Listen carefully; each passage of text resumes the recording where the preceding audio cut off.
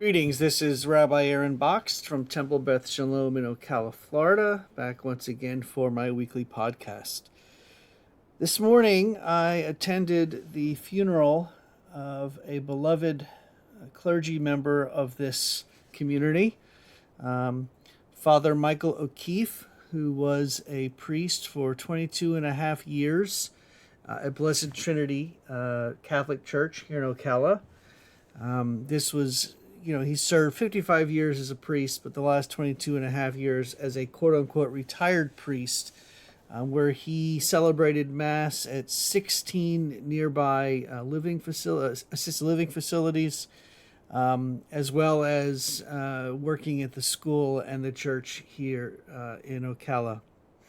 I did not know Father Mike. I was contacted last week by Herb Katz, a member of our congregation, who had mentioned to me that Father Mike had been pretty active in the interfaith community here in Ocala, and that he had attended High Holy Day services, Yom Kippur services specifically, at Temple Beth Shalom many times in the past. So I found it to be my responsibility as a clergy member, as a rabbi here at the temple, to attend this funeral and support this community. And there were a lot of people there.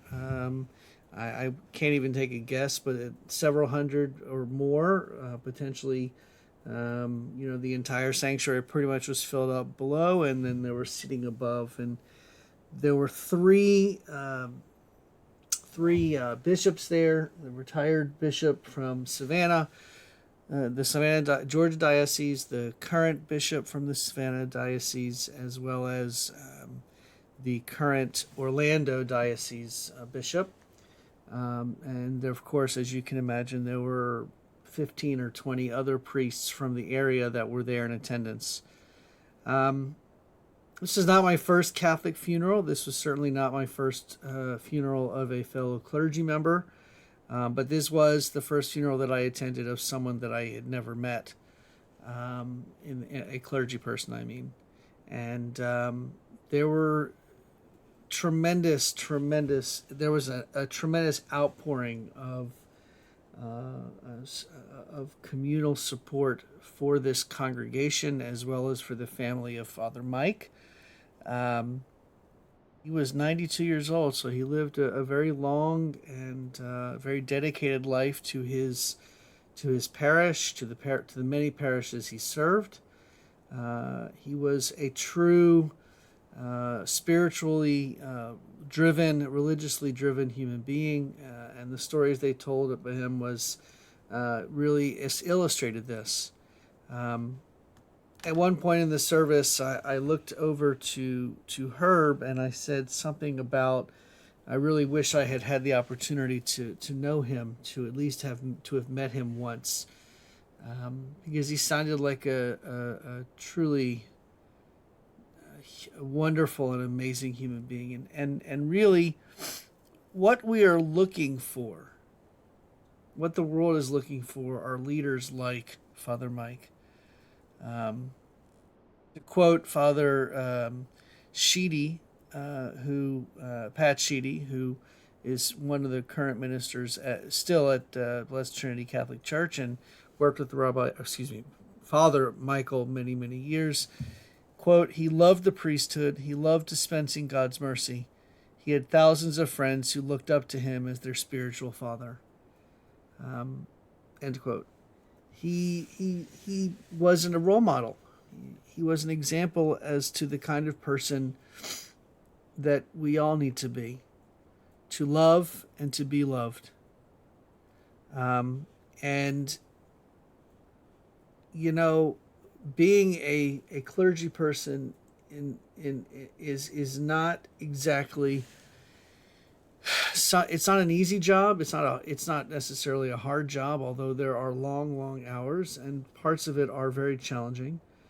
But I believe it's the challenging parts of being a clergy person that really allow us to connect with people in a much deeper and in a much more spiritual way. And from what I heard about Father Mike, this was one way in which he really excelled as a priest.